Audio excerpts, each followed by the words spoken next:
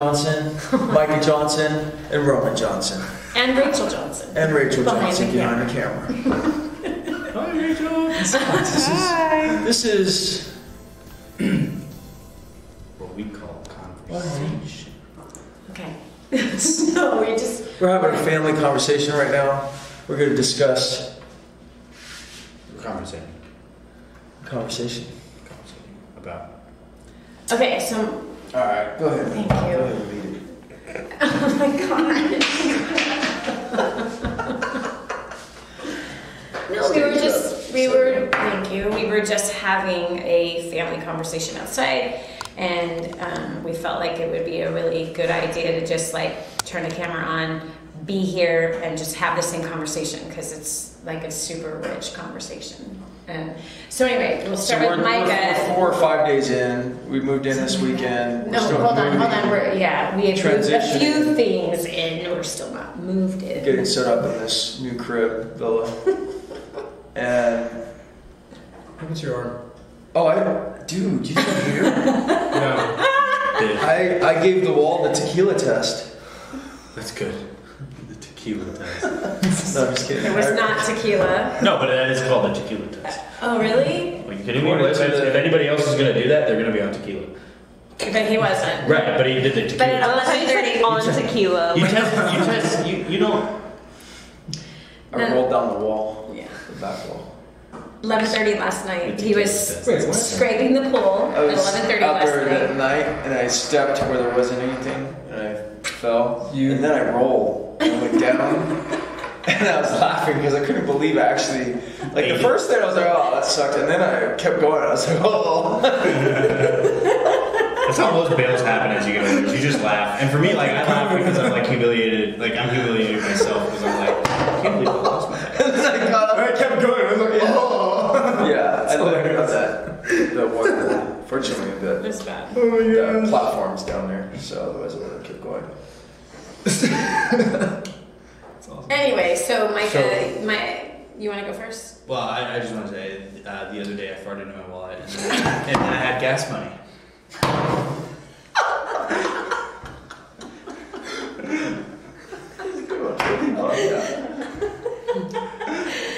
Let's try that someday. It's good to use that. Okay, so now. So Micah, we were asking you like how has it been? You know, when we did the walkthrough last Friday. Walking through because we were going to start like moving in and such, and I mean, this house has always made me uncomfortable to live in. Like we haven't lived in it yet. But we haven't lived in it, but just the thought of it. And I know that from the start you were uncomfortable with it, and I don't understand your reasons why you're uncomfortable, why you were uncomfortable, and then you started like acclimating to it, and you started understanding Dad's motivation, Dad's desire behind it for you, and it's crazy. Kind of, if I may put your ego aside, I just accepted what Dad had designed, and but first of all, I will never say that this is my house. This is my parents' house that I'm a guest in. This is your guys' place, and I'm extremely grateful and extremely honored that you guys put a room designed for me to be there, that I'm welcome here. But like the house that we came from, like that was our house, like that was our family house, like we grew up there. That was from when we moved to Texas, that was the house that we like planted our roots in, and we lived in there for like 7 years. 8. Mm-hmm. Well, we lived in Spanish Drive. So 9 years. Yeah. So, but anyway, so something I'd always really appreciated is that you guys never displayed your wealth when we were really, really young. You guys never like luxuried out like crazy, and you guys decide to raise us in simple and adequate living conditions with just a slight bit of blessing, like trips to Bora Bora, That's huge. Yeah, the travel. The travel, that's where we the put travel money was a into, blessing, but our which daily was a life family wasn't. time and an Yeah. educational. Exactly. Yeah. And I think that's where most wealthy families go wrong, is when they make their daily life, especially if they've got kids that they're raising, and their daily life is surrounded by just Handouts. handouts and just insane overabundance of luxury and just insanely like unnecessary privilege, especially too much for a kid to be raised in. So as we were like looking around, and I guess it was like the first day that we were like gonna start moving in and stuff like that, and I just You were heading up the stairs. I was heading up the stairs following you guys, and I just like, first I just muttered it to myself, and then you guys were like, wait, what did you say? And I was like, you know, I've always liked not feeling like a rich kid, and this house completely changes that. What did I say? And you were like, yeah, you can say goodbye to that. Yeah. So what does that mean, though, that you... Well, because I always, for instance, I remember I was with Sam a couple years ago at the San Diego event, and the day before the event, we went to the beach, and we met this couple there, and they were asking us why we were in San Diego, and so me, I'm like kind of more reserved about it. I'm not gonna like, oh yeah, my mom's a millionaire and she likes to speak and stuff like that. So I was like, yeah, we're here for a business training seminar, and he kept asking more questions, and then eventually told him it was my mom, and then, my parents are really wealthy and they have a heart to teach other people, how to get to where they're at.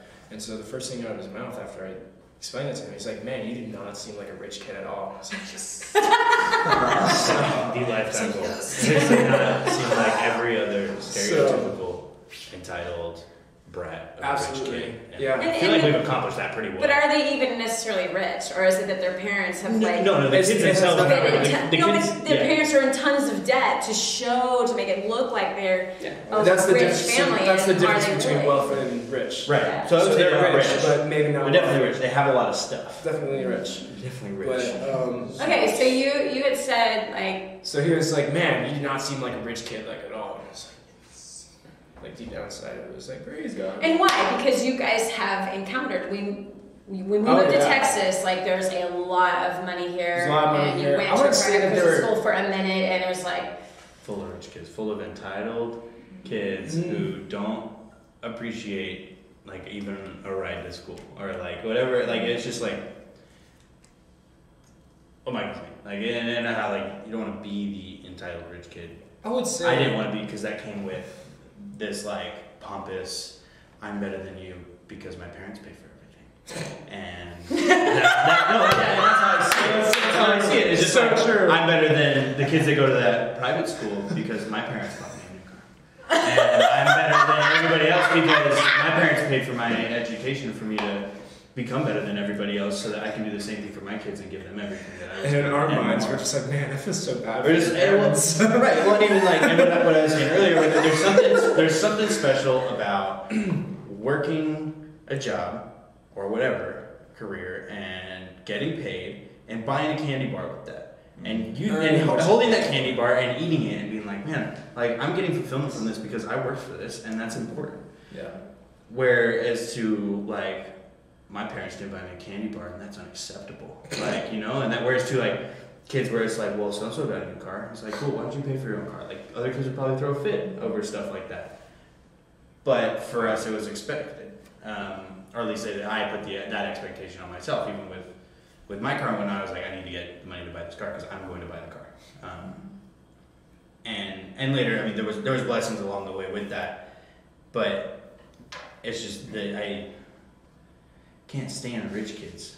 No, the entitlements. It's like it puts a like. It's almost as if like a metal shielding or something where it's like, why would I talk to you about values if you can't value something simple like money? Like, it's just, there's nothing, there's no like a dollar bill doesn't mean much. It's like a dollar bill means a lot, especially to somebody who doesn't have a dollar bill or had to work really hard for a dollar bill. But when you're handed a dollar bill, it's just handouts. Handouts don't produce really anything. Like, I recently bought this computer. If that computer was just given to me, I wouldn't be able to look at that every day and be like, I built that. That is literally fruit from my loin, and I get to see it. And it looks pretty, and I get to see it and just be like, I get to appreciate it in a way where I know that I am the one who, I guess, did that. And that's kind of, there's ego in that, of course, but it's just, there's something special about that, like I was saying, like, people are robbed from that, and they don't even realize the enjoyment of fulfillment of being able to enjoy things that you worked for. Yeah. And that's... And you were the kid that, like, at 12 years old, you would not let us buy you shoes. Like, it's time for shoes. Your shoes are falling off your feet. It's time to go get shoes. You're like, no, Mom, I'm buying my own shoes. Like, but Roman, Mom, I work, I make money, I'm going to buy my own shoes. Like, but at least let me give you the shoe budget from the family. I mean, it's our job. You are 12. We are supposed to provide for you. You're like, no, thank you. Right. Whereas I saw it as you buy me shoes, they're your shoes.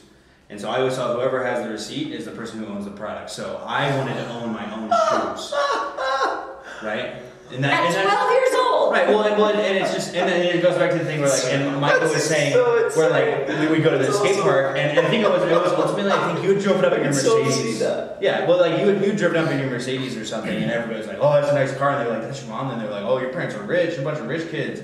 And we look at them and be like, no, we're not. I didn't buy that. Yeah, like, we're not rich. Our parents, they know how to make some money. Like, and that you can see what happens when my parents know how to make money. Like, they're able to enjoy things like this house and I was saying, like, you know, the motorcycle, the cars, like all this cool stuff that's a blessing. And that's just like, I don't own what I try not to own what I don't work for.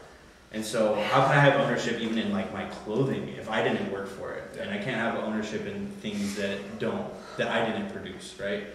It's kind of like a kid. Like, if I didn't come from your nutsack, then where would I be your kid? There's ownership in that makes me your son and you my father. And same with Mom. Like, if you didn't push me out, then What is he gonna say? If I didn't go swimming and find the egg and I get pushed out, then I want to be they're like fundamentals that come with ownership. And there's something special about, like, owning something, and some people I don't think understand that. Some people, it's because like, they're not taught it. they're not taught it. And it's kind of like you're only responsible for what you know. If I lived my whole life really never owning anything because everything was paid for by somebody else or everything was given to me, I don't really fully, and in my opinion, and this is of course very subjective, I don't understand the concept of ownership because I've never had to own something. I've never had officially. Like, there's things that I can be responsible for, but that doesn't mean I owned it. Right. Okay, anyway, you were saying, because when you were talking about earlier about, like, that people, thank you, honey, that people, you know, they would say, you know, oh, you're a rich kid. And you're like, no, my parents know how to make money. My parents have created wealth. They've done a good job. My parents did that, but I'm not rich. I'm making $8 an hour just like, you know, you are. But you were saying earlier about, like, watching this whole process, and that what Michael was saying, I'm so glad that you didn't raise us to be rich kids. I'm glad that you didn't raise us in fancy houses or any of that stuff. Because when a kid is raised in an environment, exactly, yeah, and that's all that they know. But you watched we were super frugal your whole life. 18 years ago, it's been 18 years. 2000 is when we, like, this is it. Like, who is this all for? That other house that we were in. That's when we paid off all of our consumer debt, all that stuff. So you have been raised in a frugal lifestyle. Well, okay, so you were saying you loved. Go ahead. So seeing what was, I think, a big advantage to that, and, like, I guess it's hard to, like, word it in the right way where it's like, I'm not rich, my parents are rich. I am rich. I am rich with an education. I'm rich with the knowledge that I've been given through you guys, and also just life experiences. And part of that riches of experiences, I just, like, rich is so, it's put in its own area where it's like it can cover that area. But I mean, it's also wealth too, because I see wealth more as, like, the intangibles of what not only money can bring, but what you bring to the world in a way, kind of. But the intangibles and seeing. Okay, well, I'll go back to the point. It was cool seeing you guys basically work for things, and yes, we lived in this frugal. We lived in the frugal lifestyle, and we still had nice things. We had enough nice things to know that we weren't struggling, which is nice to know that your family is doing well. That you're not like worried about an economic collapse of like, oh man, like anything can happen. Yeah, I'm not worried about being evicted. I've never had to experience that, and that's riches in itself. Like where it's like. Next year we might not be able to pay for rent, so we need to be. I can't be settled. So like, whereas to knowing I can be, we lived comfortably but frugally, and it's like, I guess it's a whole like, oh, frugal isn't comfort. Like comfort's what you make it, so it doesn't really matter if you consider frugality not comfort. But I think we lived really comfortably. But basically throughout, I think it's really probably been like the past 5 years or so. Or maybe less than that. No, it's probably that because that's when I started like getting a job and going to work and producing and saving and then moving out and figuring out how does that work in my life. Like that's a totally different ballgame. And then seeing like my past 5 years and seeing your past 5 years of like, okay, I know everybody has to go through this thing where they move out, they get a new job, they got to figure out how to work, they got to figure out how to survive, they need to do what they need to do. But then also seeing like, if I can master this, and if I can do what my parents did, the blessings that come with that, where there's this illusion where when you live in a house like this, for example, where your next house should be similar, and I should be making 250 grand right off the bat or something of that nature that allows me to keep up with the lifestyle I've been raised in that has become a norm for me. And so, but that's knowing like, because like my first house living alone was pretty rough. Like it was a tiny cabin dump that I still loved, but like it was yours. Like learning, that was one thing. Yeah. But like even learning, okay, like. And I maybe it was trashy between now. Mind you, that you had a beautiful 1,000 square foot house that you were renting out to someone else that you owned. Right, but you refused to live in that house that you owned. You rented this literal. Right. Dumb. No, it was a beautiful house. Still my favorite. It's still my favorite. It was missing a roof in the bathroom. Just the bathroom. The rest of it was fine. Mostly fine. There was 4 skylights that all leaked. It was a sweet pad. Between the door. And the wall, the front door and the wall, you could see outside because there was no like. The house that they spent in weatherproofing. Twain Hart had that all over it. We had holes in the log cabin where you could just like this, holes this big. Freezing cold air coming in. I used big old fire. In the wintertime, I had a space heater. That was my only heater in that house. And before I used to go to bed, I used to get ready for bed, and probably about 10 or 15 minutes before bed, I used to grab that space heater and run it along my bed so that it wouldn't be freezing when I got it. And so I do that, and then I would put the space heater on my nightstand so it would actually be blowing on me, and then that would be on, and I'm like, dude, what if this thing falls over and catches everything on fire? I'm like, at least I'll be warm if that happens. So, but yeah, so like, could you scoot closer to Micah? So, but anyway. Living in that and understanding like this is where I'm at, and then seeing like my parents are like, I think it started like dad bought a kick-ass truck, and then dad bought a kick-ass. Well, actually, I think it probably started with the house, like getting the plans for the house and whatnot, and then it was this awesome truck, and it's these cool things where like people see as like, so I guess it's like. The people who don't like appreciate or don't ever think they can achieve anything like that dog it as materialistic, as opposed to like appreciating a blessing for something that you've had to work for a really long time. And paid cash for. And paid cash for is a huge thing where like, and that goes to the thing where it's like I think that probably could be like the Roman's version of society's problem is that the kids that are my age that have been given everything, it's the whole thing of like, what do you actually own? I own what I pay for and what I own, and that's one of those things where it's like, if I live in a lifestyle of debt, I live in a life of not owning anything. So now I have like you own a truck that's kick ass, dude, and you know it, and you own it, and that's sick. But so waiting tried before. Like used for 10 years. Yeah, and it was sick. That thing was still sick. Like I know the thing.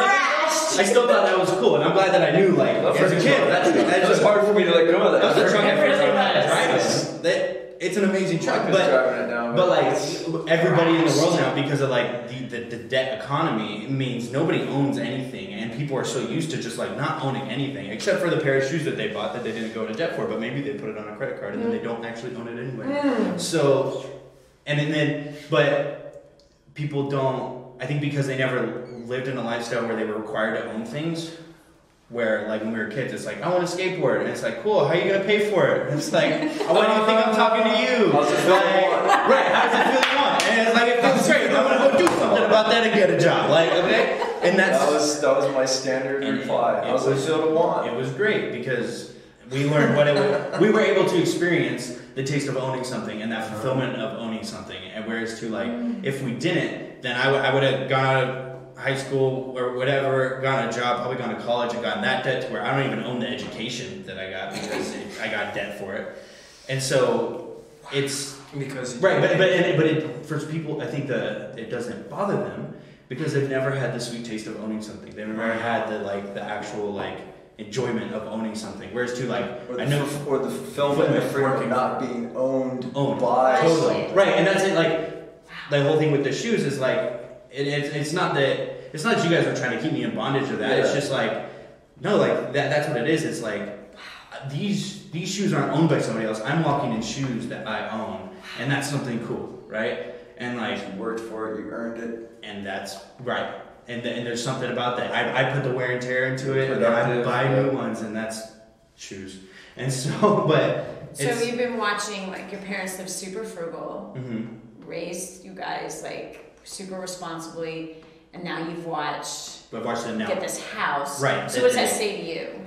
It says that basically, if I want to follow principles that work, which is a lot of principles that you guys both teach, super effectively. That if you follow those, which is your guys' life is, you guys have been following those for years, that you're able to get the things that everybody wants, and so a lot of people have, because there's a lot of people for Raptors. I don't know how many paid cash for them, but the thing is, or the Ducati, like the thing is, like I want things like that one day, but I don't just want them to have them and drive them and use them, and I want to own those things one day. And then now seeing, okay, like if I follow these rules more or less, then I have the opportunity to own these things and not be owned by them or then be owned by somebody else, and I'm just a borrower. Like being the borrower of things where it's like, cool, like I own this great truck, but then again, it's not like I can not make a payment on it and it won't get repoed. Like it's nice owning your own vehicle. Like it's really great.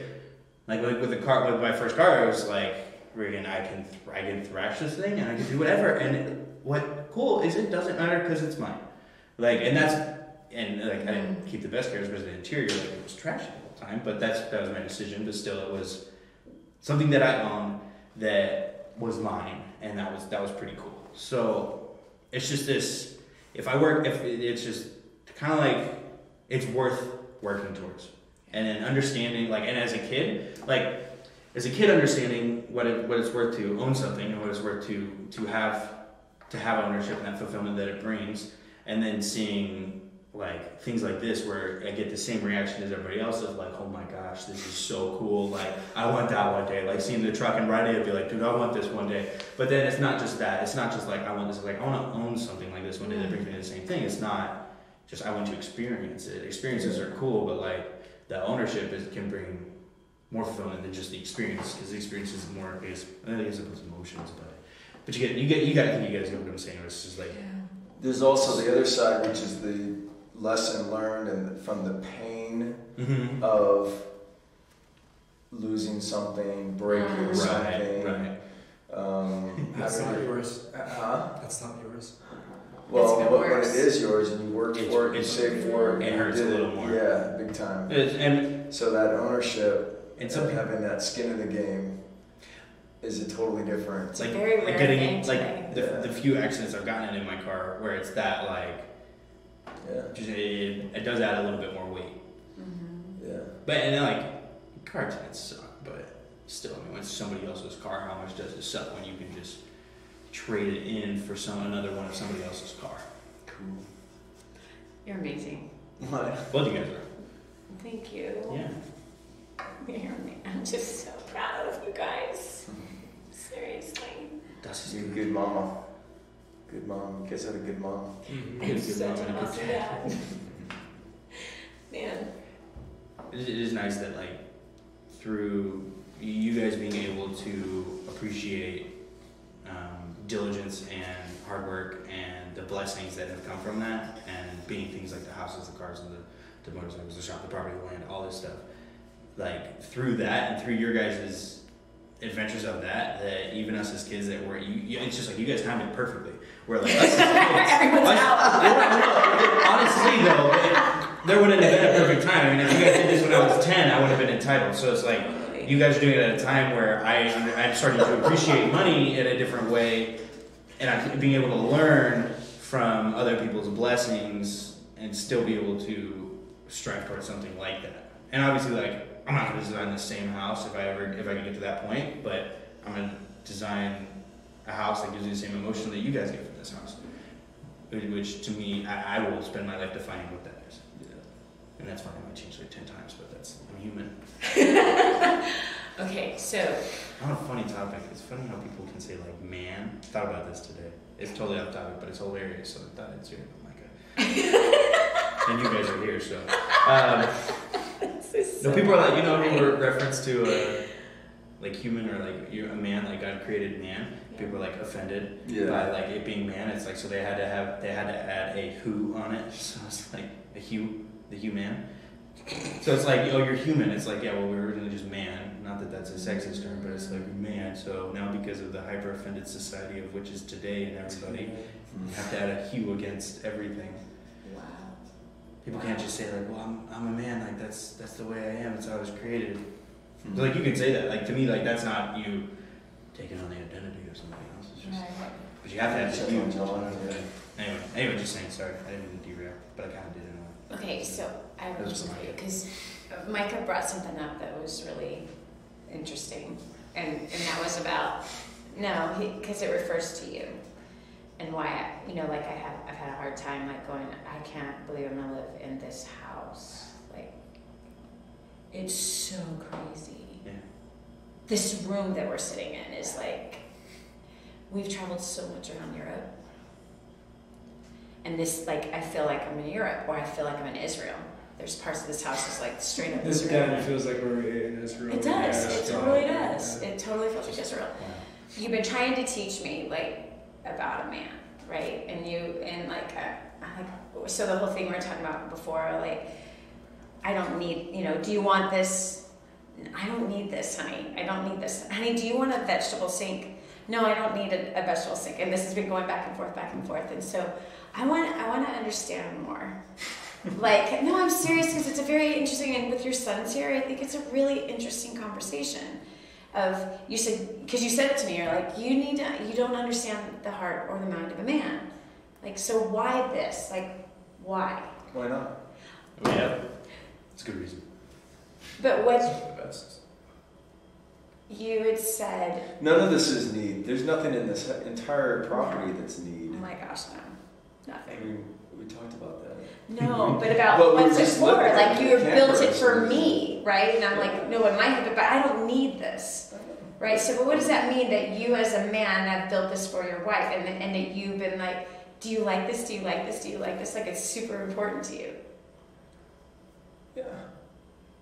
I mean, that's yes. That's what makes a man tick. Yeah. Tell me more. I want to understand that.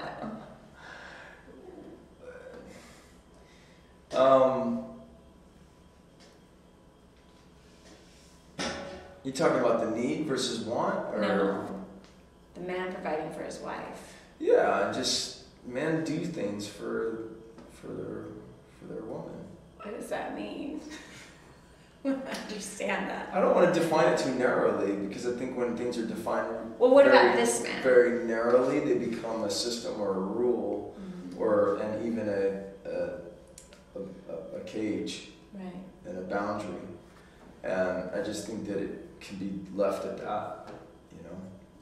Men are designed and created, and it's a good thing to want, But yeah, that's what makes a man, That's what men are supposed to do. They're supposed to give a, you know. So, but I mean, it's not about, there has to be wisdom involved, you know, and not overextending ourselves, and also learning the wisdom of what to say yes to and what to say no to, because we can say yes or try too hard or step into things that we shouldn't own because we don't have the grace or the capacity or, you know, to do it. Maybe sometimes that's going into debt or, you know, even making commitments that are unhealthy, you know, because we're trying to make somebody else happy and we're finding our fulfillment in that response from that other person. I mean, there was plenty of times during this whole project that it was like, there was some conflict, you know, there was some times where, why are you doing that, you know, and it's hard to push through those times where you don't feel like holding true to what you believe is the right path, you know, but then also allowing room for input, you know, it's just tough. So, I'm glad you like it. Oh my gosh. I'm glad I like it. But as a team, kind of like, you know, I get it. By the time it's done, I want to do something different. Oh my gosh. You got a boss like that. They are very similar. Yeah. So, but A little bit. yeah, I mean, why not? We have the means. We've lived below our means. You know. It's a neat property. And this still isn't above something our special. means. We're still going to live below our means. Yeah. I mean, because you pay cash for this. Yeah. It's special property, you know. I mean, it's something that we can create memories in and can share with our family, our kids, grandkids, friends, family, guests, and you know, we can do some cool stuff here. You know, this was a dining room, but it's also kind of a wine room / bar / family board room. Right? This Game room. This room is freaking awesome. It's that room. This is gangster in here. So. With all the cool lighting, the it's- dims. Everything's turned up really high right now, but yeah, I don't know. Just felt that. I mean, I think part of the challenge is, especially coming from my background of poverty, and fear can be so deeply embedded. And it can be the root motive of why you save as much as why you spend. Right. And on both ends of those extremes and those spectrums, the root of it can be fear. You know, so just like praying, like to be led by love and wisdom instead of fear, and finding that, you know, balance.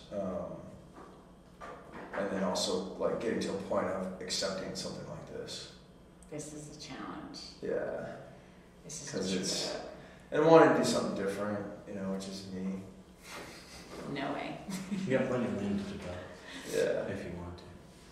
It just wanting to make something special, something unique, something that's got a lot of reveals. It's all about the reveal. Yeah. This is definitely that. Yeah. So, and just the experience, the memories. You know, like tonight was the first night we turned the pool lights on. I was like, what? Dude, this place just turned into a freaking club, man. It's insane. So just little things like that, like, oh my gosh, you know. And I'm so glad today I talked to the pool guy. I was like, hey, because we're still getting the Wi-Fi and stuff set up. And it's like, is there a way for us to turn the lights? He's like, yeah, you have to manually turn them on, go out to the box and blah, blah, blah. I'm like, yes. So rad. Your Yeah. response when you turn them on was, oh man, I wish I had a video of just that Just moment. getting the lanterns lit, you know, Yes. and there's still a few bugs to work out. And, you know, we got the hot water working yesterday, and you know, but I think the neat thing about it is to be able to embrace it and accept the gift, but then also to hold it loosely. Yes. And not let it define us. Yes. You know, like, this is an amazing experience. And for me, like, going, like, just, it's been such a challenging project. So it's like, to actually start to be able to live it a little bit, and, you know, experience it, and then that you're happy, and like Roman's response today when you came over, and just like, oh my God. Because I was like, you're hyperventilating. Like, it's like, I don't know quite how to process this place. This is the first time I'm actually, you know. So yeah. Well, last time I went, like, I think the covers on the doors on this doors outside, they were still on. Like you couldn't see through them. Like, they still had a thing over them, like, and so because I think a lot of it was intentional. Like, and like the roof wasn't even on the carport. And the pool, and I had intentionally, like, in a way, just not seen the house for a while. Yeah, you were tripping. It's been a minute since I've seen the development, so it's just like, what is this place? It's like, I feel like it's one of the probably the nicest house I've ever been in. Definitely, actually, probably, absolutely. All the people who've been working on it have been like, this has been their most favorite. Reasonably. Most beautiful. Like, it's crazy. It's surprising. It really is. It's it's not. I mean, it is to me. No, like, these guys. Because there's billionaires here. There's billionaires in the area. You know what I mean? And they're like, pretty much everything just looks the same, just bigger or whatever. But this is. So I think the big thing though is like just to embrace the gift and accept it and like own it. You know, but then also to hold it loosely and realize that, like, I guess I think about it, pray about it, and I think, okay, Father, this is amazing, like, but I don't know what the future holds, you know. I can't sit here and say, you know, it's just, for however long this season is, you know, to just love it and enjoy it and try to be the best governor as possible, you know. And yet, I loved our time in the camper. It was awesome. Like, it was rich. And it was wealthy. Yes. You know, it was just awesome. Yes. And, you know, it was neat. It's neat to be able to do that. So. It's funny because, like, and you're saying not being defined by it when it's very easy when. And like social media has a big place to play in that, where it's like, oh, Hans Johnson's that guy with that cool ass pool, right? Like that's. Did they tell you what your password would be on your Wi-Fi and everything? You want to to check it? It should be still set the same. All right, let me check with him. I think we're good. But either way, the funny thing is, like, and it doesn't have to be on camera, but people are like you don't want to be defined by something that you own. And people are starting to be defined by things they don't even own. That's powerful, Roman. That's funny. It's so powerful. Okay, so hey, that's it for us for today. Just wanted to invite you in on this very special family conversation. As you heard Hans say, like, this is like day 4 in the house, and you know, we're still, like I said, we've moved about a third of our stuff in the house. We're doing it very slowly, but anyway. I was so blessed hearing my sons talk about what they said, you know, to have Roman and Micah, the kind of wisdom that they carry. I had no idea that they both felt the same way, that they don't want to be seen as rich kids. And I don't know, their perspectives was really, really powerful. I hope you gleaned something really powerful from that whole conversation. So that's it for us. We might bring you inside again another time throughout this entire journey, but thanks for joining us on this journey. If this episode was an encouragement to you, go to DannyJohnson.com and share it with your friends now. You never know who else needs to hear it. This has been The Danny Johnson Show. Join us every weekday at 7 a.m. for more insights that will help you get to the life you've always wanted.